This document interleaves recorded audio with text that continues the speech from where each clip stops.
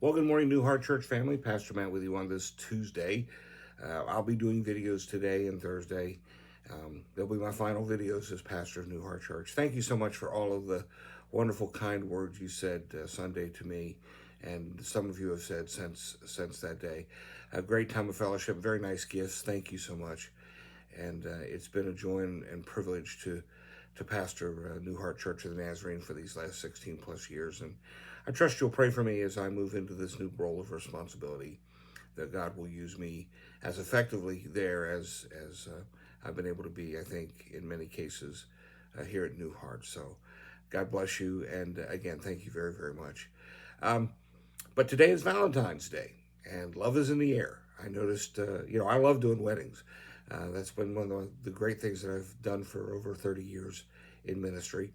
Had three couples whose knots I helped tie uh, that were at our gathering on Sunday, and it was great to see all of them, and it was great to talk to them. But the interesting thing is, a lot of couples, when I go to do premarital counseling, all have this kind of ethereal view of marriage, that it's always going to be perfect, and you're always going to be madly in love, and you're never going to fight, and you're never going to argue, and you're never going to fuss or scream at each other. And those of us who have been married for quite a few years, well, we know that to be absolutely true, don't we? And so you're saying, Pastor, are you out of your mind? That's only going to happen in your dreams. Reminds me of a story of a woman who woke up and told her husband, she said, I had a wonderful dream last night. I dreamt that you bought me a beautiful gold and pearl necklace. What do you think that dream means? And her husband said, well, darling, I think you'll probably find out tonight. And so that night he came home and handed her a beautifully wrapped box, and she tore the paper open and ripped the box open, and sure enough, inside that box was a book entitled The Meaning of Dreams. Uh, well, what can we do to make our Valentine's dreams come true? How can we make sure that's going to happen? Well, you know what? As always, the Bible gives us some good advice, some good help. The Apostle Paul loved the church at Philippi, but he knew that they had some butting heads that were taking place there in that church, and so he wrote them a letter to basically try to give them some principles for getting along with each other, principles that work in a marriage, in a relationship, in any church situation. These will help all the time. So let me share them for you just briefly this morning. The first one he says and this all comes from from Philippians rather, chapter 2, verse 1. He says, encourage one another.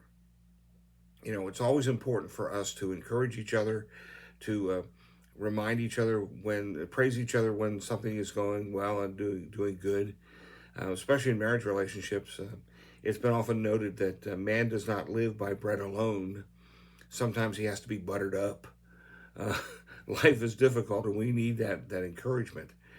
There's a great story about Jimmy Stewart, who very popular actor in the 50s, 60s, and 70s, and he was in a rope line one day, and as he was going up, some older gentleman stuck out his hand and said, Mr. Stewart, it probably doesn't mean anything to you, but I want you to know I think you're wonderful. And Jimmy Stewart stopped, took the man's hand, grasped it, held it tightly, looked into the man dead in the eyes. He said, sir, that means the world to me.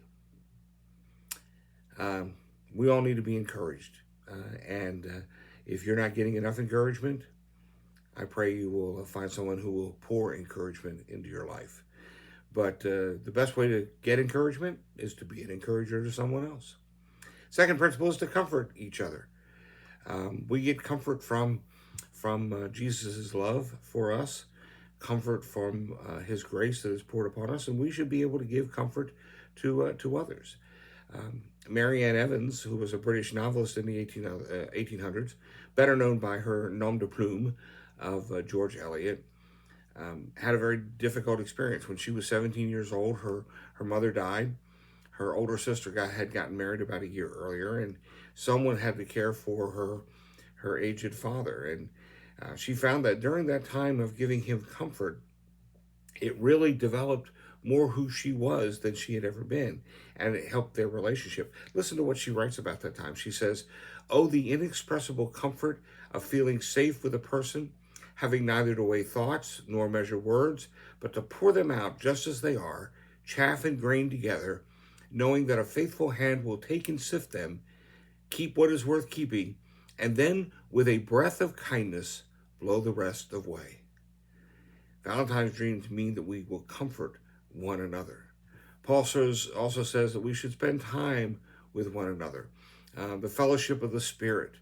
We as believers and as spouses and family members need to spend time with each other. It's important to learn how to enjoy each other's company.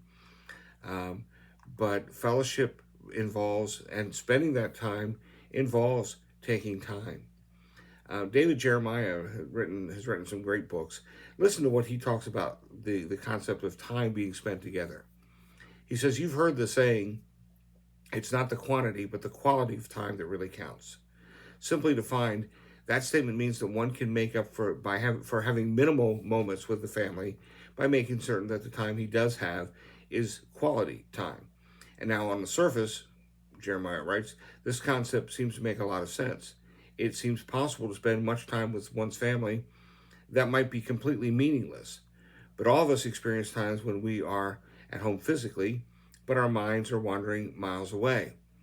I can remember days, he writes, with a family that could be scratched in terms of their quality, kind of like the unipresence that I talked about a few weeks ago. So he goes on to write, what is quality time? Quality time is a myth. It's as phony as a fake diamond in a $1 ring. The fact is, there is no quality without quantity. Too many parents live with the regrets of abandoned moments. It takes time to be silly, to share a secret, to heal a hurt, to kiss away a tear.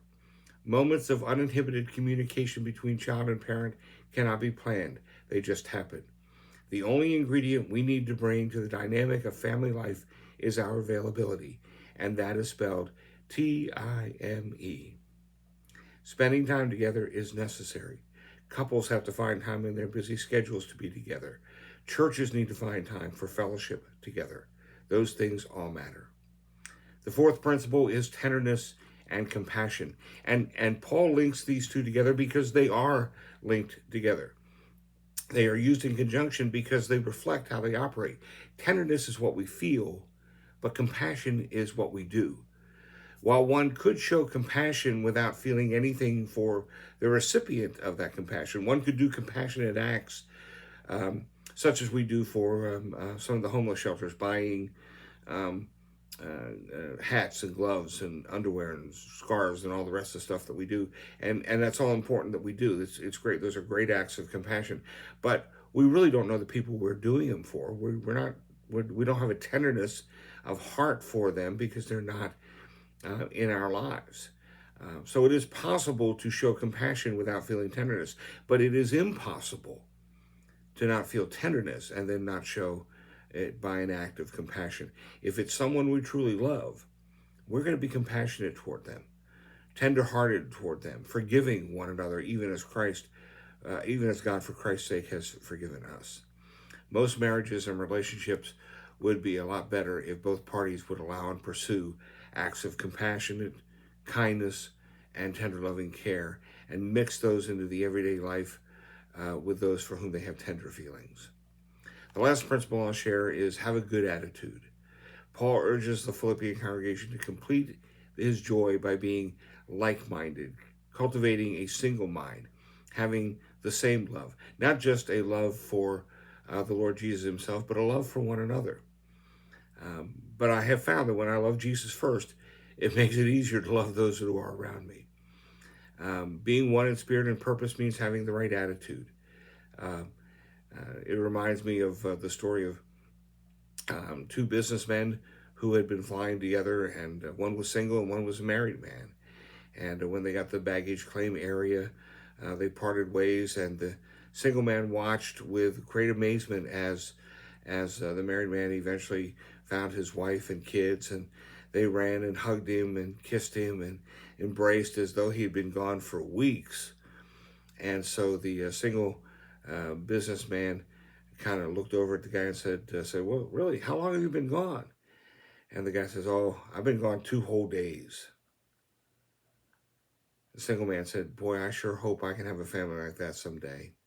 And the other man turned and looked at him and said, sir, don't hope, decide.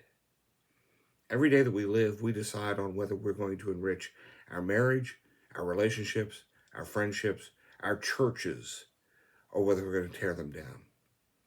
Valentine's Day dreams can come true, but it's all up to you. God bless you. Happy Valentine's Day. I love you, and I look forward to talking to you on Thursday.